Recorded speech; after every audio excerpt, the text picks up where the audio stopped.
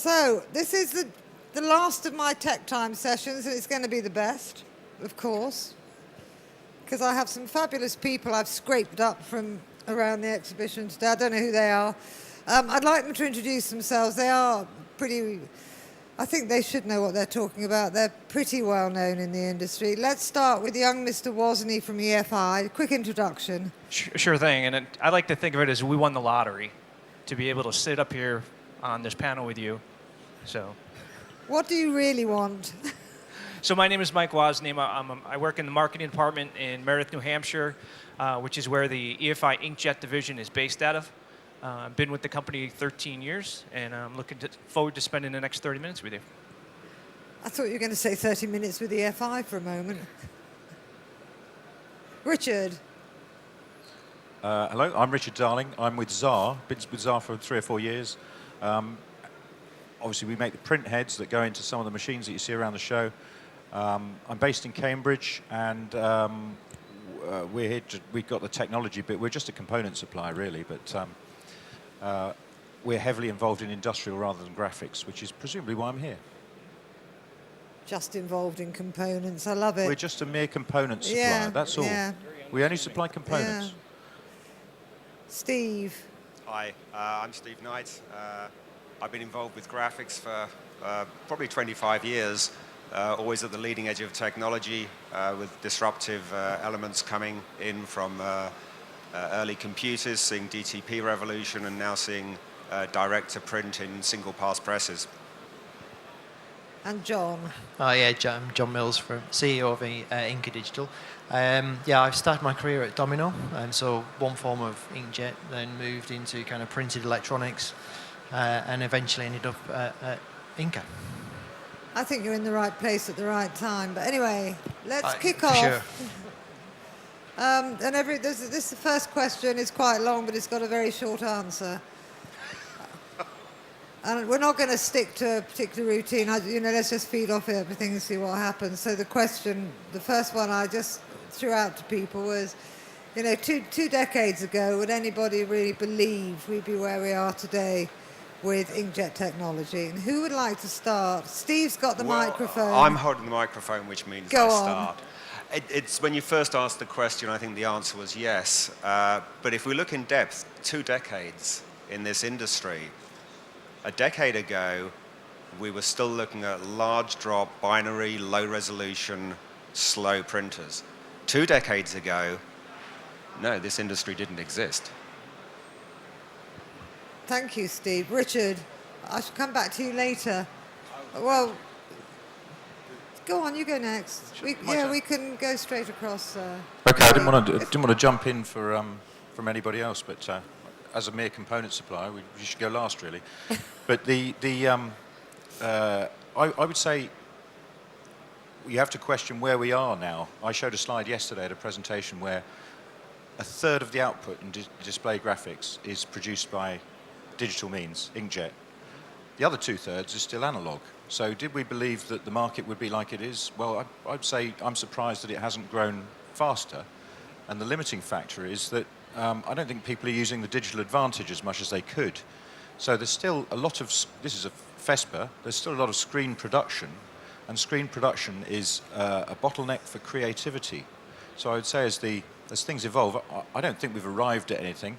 I think we're on the way to something else. I think that with guys like EFI and John's team, they'll be developing across the display sector with new materials, new fluids, new substrates, and a different economics, with a different expectation from the market, so that digital production is more and more in demand. So I would see that we're on the way somewhere, so I expected that we'd be further along.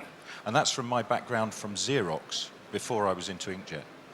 So Mike, let's have you next, and then we'll finish off with John. And I've done what I've always said I shouldn't do, is leave my telephone turned on. So it's interesting. So the ViewTech part of the business was founded in 1988. We sold our first printer in 1989. 2 years later, we had a population of 4 printers in the field. So, 20 plus years ago, the conversion from analog to digital, it was a very difficult one for the market to get their heads around. We fast forward to today, and Richard is very unassuming in terms of the czar's part of the what their impact is in the marketplace, because some of the advances that they've made on the industry's made on the printhead side of things has enabled the Incas and the EFIs of the world to produce more product at a lower cost per square meter.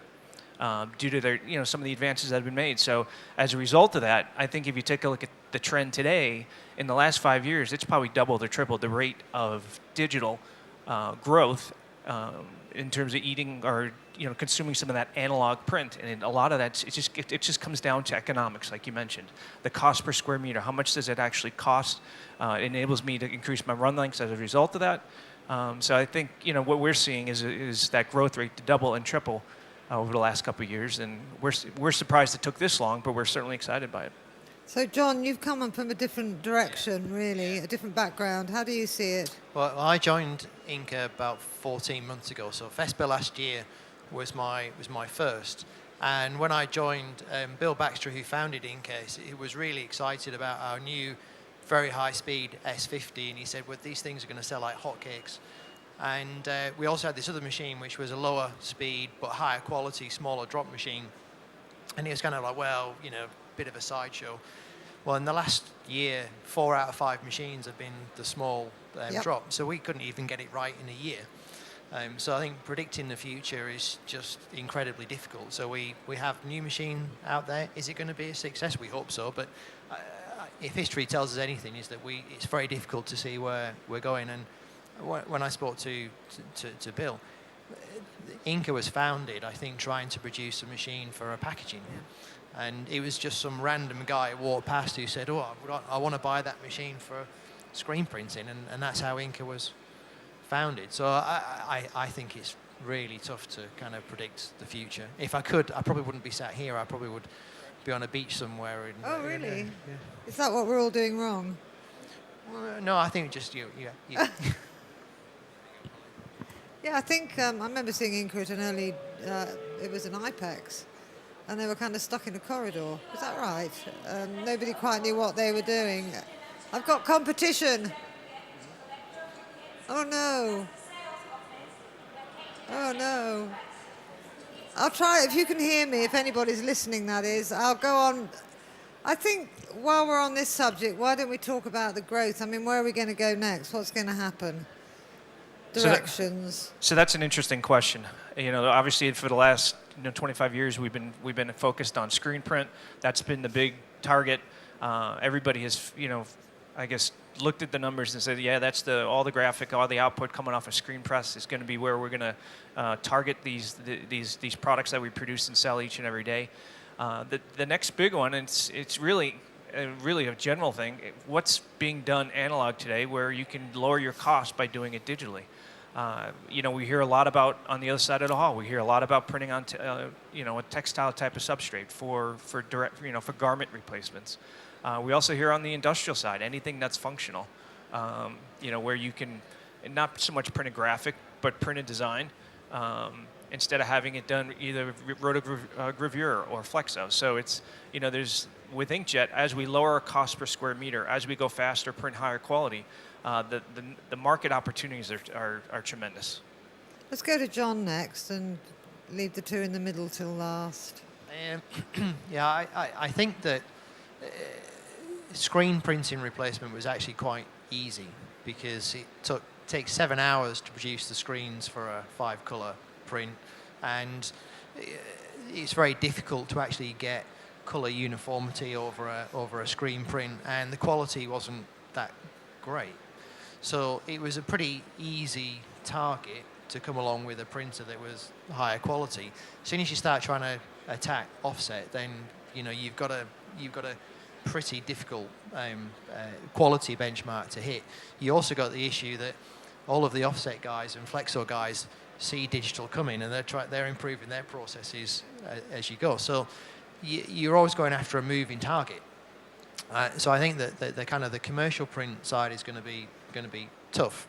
Well, there's a numbers game involved there as well, isn't there? Sorry, there's a numbers game because you've got margin, which obviously is pretty keen on analog. Yeah, absolutely. I mean, I think the growth is that for commercial printers, in order to make their existing analog presses, they have to run them all the time. And to get the maximum efficiency from them, I think you have to then get the small jobs off those presses onto a digital. So I think the sales model in commercial may be more about how you increase the productivity and the efficiency of the existing technology by having digital next to it, rather than it just being a pure ROI by itself. Well, it's customization and VDP as well Yep. are factored in, because that's obviously something you cannot replicate in an analog process. Steve. Yes, Sophie. The future. What's going to happen? I think we're going to see a dramatic change in speed of production as we move from scanning multi-pass devices to single-pass printing.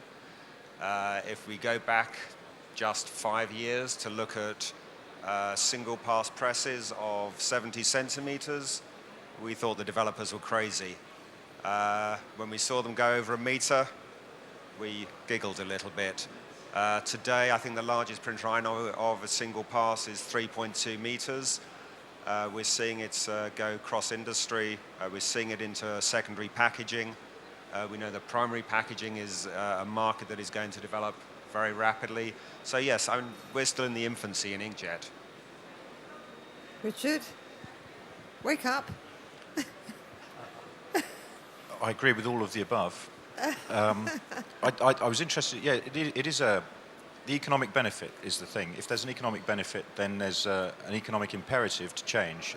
We've seen a revolution since display graphics in the ceramics market, which is an interior design thing. It's a construction material, whatever you want. The industry was in trouble a few years ago. As the construction industry slowed down, all of its production had to carry on to run efficiencies to feed the beast. And they were producing for stock, but it's a fashion-based product as well, so they were producing for stock, and all of their cash was tied up in stock. That's a disastrous formula. And the only thing that broke the cycle was that they were then able to change from a push model to a pull model, which is where they were able to produce designs without changeover times, without changeover costs, without investment in sleeves or tooling or cylinders or whatever they needed before. Plus, they found that the actual production process itself with inkjet in materials and time and running was more cost effective. So there's nobody in their right mind in the ceramics industry who would buy an analog machine. EFR are involved in that industry as well, as one of the major manufacturers of equipment. We've seen a revolution there, so that probably around about 2/3, if we're conservative, of that industry is now converted to digital globally. So in the answer to my first question about whether we expected display graphics to be in this condition, in this stage, whether we've arrived and celebrate this arrival, we're actually only part of the way towards what ceramics industry has actually achieved in 4 years, 5 years maybe.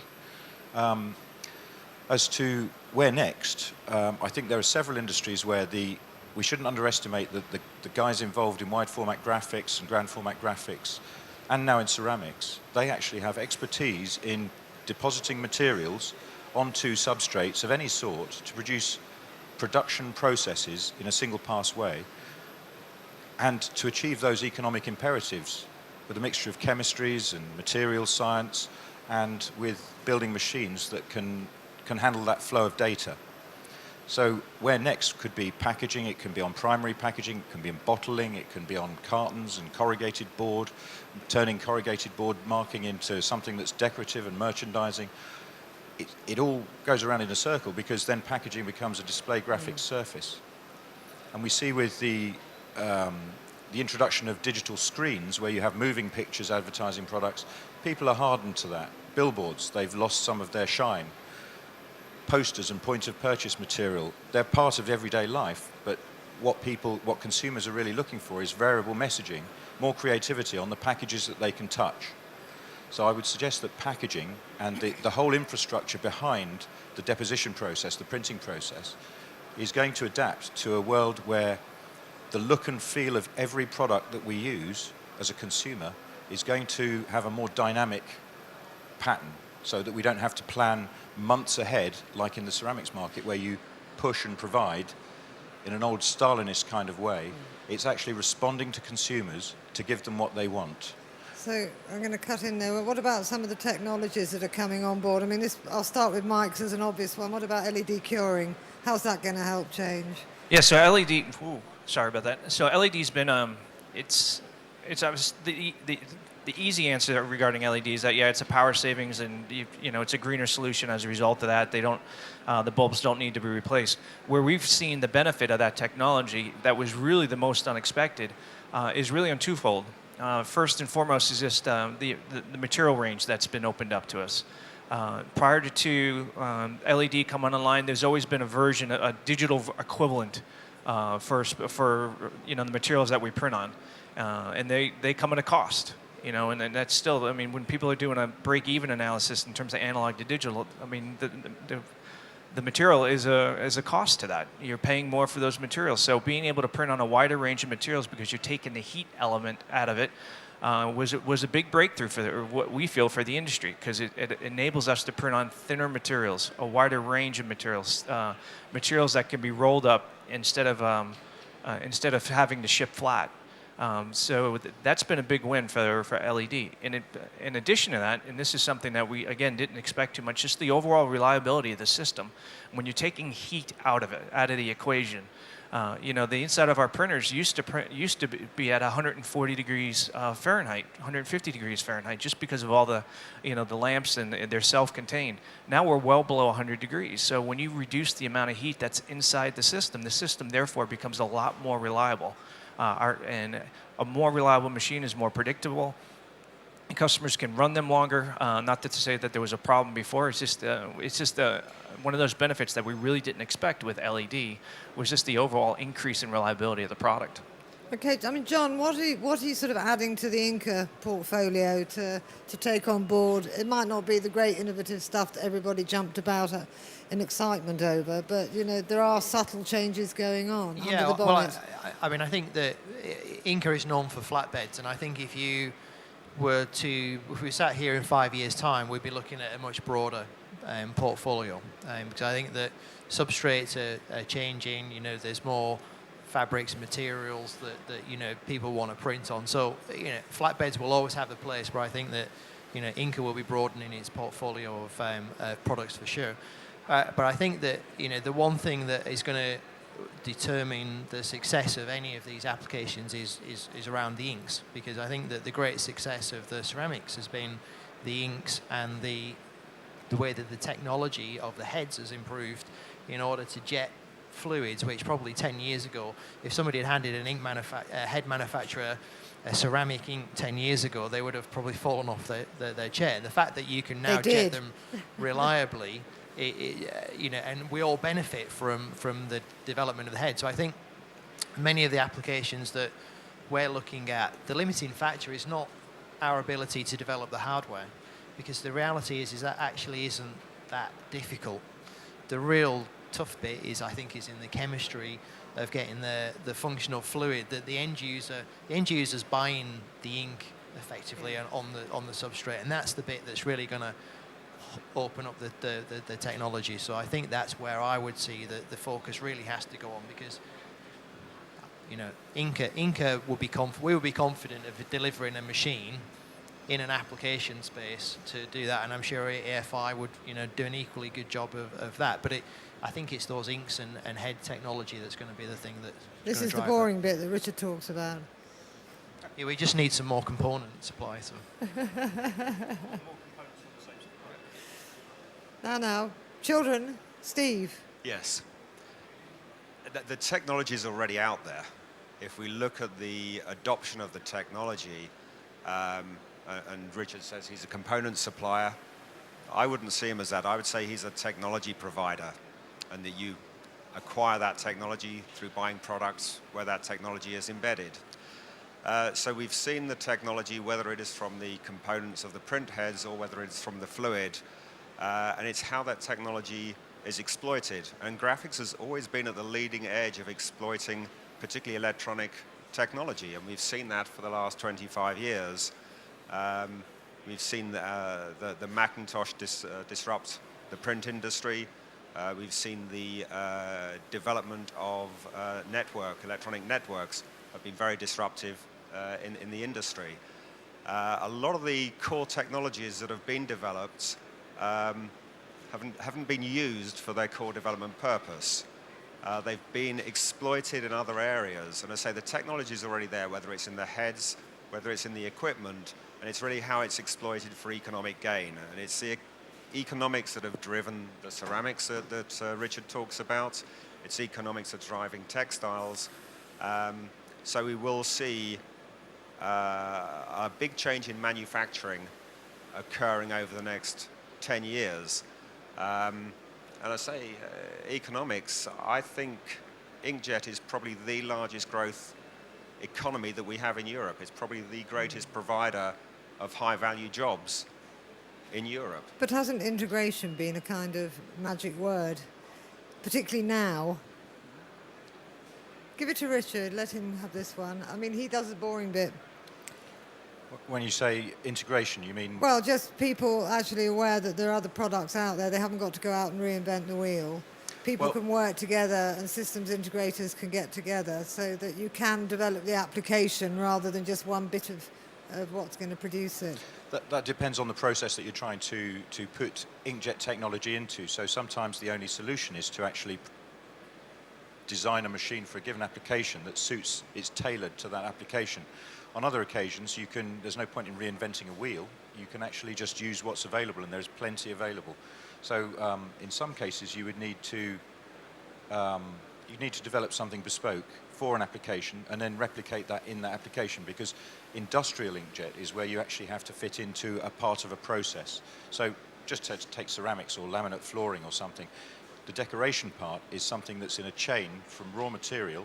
Laminates, for example, you've got trees in at one end, and you actually have a shop that's selling packets of flooring at the other end. And it is literally on the same site. So the decoration part of that, it needs something that's specific to that. The chemistries that John's mentioned, the chemistries have to be specific to the downstream processes for the application and for the other processes that form the product. In other cases, you can use an Inca printer, or you could use an EFI printer, and you can fit that into a range of different applications. There might be minor modifications, but the more you can use standard, the better, because that means that you get to market quicker, you get the technology to market quicker, you're able to use it without delay, and also the solution is more cost effective because you've already got the spread of R&D expenditure, and I don't think anybody should underestimate the costs of research and development and designing a new printer for a new application. We've only got time for one more question, so I'm going to ask the inevitable one. Industrial. What does it mean to you, John? Well, you'll know, because that's where you've come from. I'm picking up on Richard's point there. That I think industrial is where, in our world today, we basically sell a standalone print solution, effectively. So whilst there may be different handling systems around the machine, industrial is where you're adding value to a product, and functionally the product is doing something else. People are buying it for the value of the product, and print and decoration is just one other thing. And I think the difference is going to be around business model as much as technology, because you cannot enter as a print company into somebody else's business, because they will have that route to market. So if you look at kind of furniture decoration, unless you actually partner with somebody who already has access and knowledge of that market, you can't go in and say, I'm going to build a standalone furniture decoration system. I'm not sure that's a model that's going to work. So I think the companies that are able to take what they have, work with, partner with other companies and adapt what they have to those environments, that's really for us industrial. I think industrial means partnerships with industries and how you integrate that inkjet technology in with their systems. Thanks, Steve. I'd very much second that. There's a lot of definitions of industrial print. Furniture manufacturing is a great one. I know of one company using inkjet to decorate tabletops.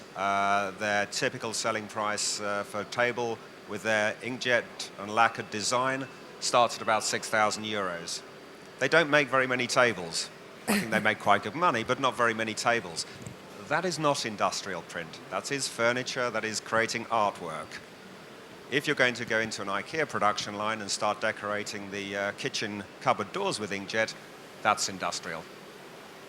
Thank you. Richard? Continuing that theme, that's interesting because the closest, in short, industrial is actually where you are part of an overall production process that starts off with raw materials and ends up with a product.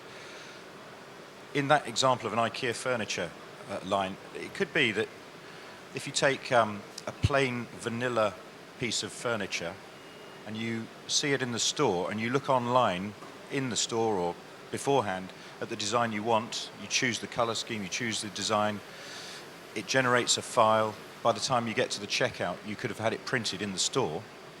That's still industrial, but it's also retail. But it's creating a product. So the one that's a one-off bespoke could be an industrial process. But it's the way that people do it. It is a continuous process, and it needs particular things. It has to fit with other things, for example, protective technologies, lacquers, lamination in furniture, for an example. Or in ceramics, it has to fit in with glazing, with the firing processes that go downstream from decoration. So decoration is just an element in an overall production. Mike, what's your view on this? Sorry, Richard, I've cut you short. My view is very similar to the other panelists. It's industrial to us at EFI is that anything that's functional. So to Richard's point, you got raw materials coming in and you get finished product going out. The biggest differences we see is a lot of it comes down to the fluids. Having a fluid that works within a process that's not standard. There's a lot of work that needs to be done there. Plus the environment. Today we have an environment that's required for the presses to work within. It's a lot more difficult for those environments to achieve that, and therefore you got to modify your product accordingly in a process, in an industrial or manufacturing type of process. So it's anything where you have raw materials coming in, finished product going out, and it's a functional product that's completed. Thank you. Yeah, go on, Richard, if you're quick. Just one thing, an inkjet device is just something that deposits a measured quantity of fluid in a particular place at a particular time. And the rate of that process is a defining part of it. But it doesn't have to be, we're concentrated in against screen and offset in color.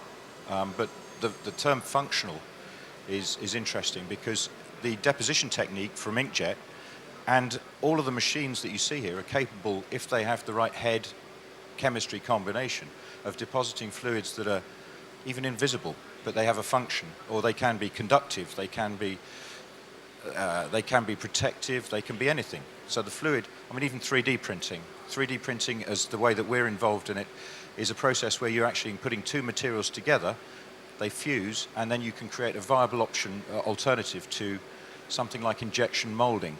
And I'm talking about not prototyping, but production, so that you can produce bottle tops or packaging, or you can produce aeroplane airframes, or you can produce the Aston Martin that gets blown up at the end of the James Bond film. They're all produced by that technique. So all of those things are possible as an inkjet deposition technique. The hardware that technology is built into gives the capability as part of an industrial process. Sadly, I think we've run out of time, or we're rapidly running out of time. I wish we'd had an hour or 2 hours. I would, with these four distinguished people. So I'd like to thank them for coming along and giving us a few thoughts. Thank you, Mike Wozni. Thank you, Richard Darling. I won't say the obvious. Thank you, Steve Knight, and thank you, John Mills. Much appreciate the time you've given me. Thank you.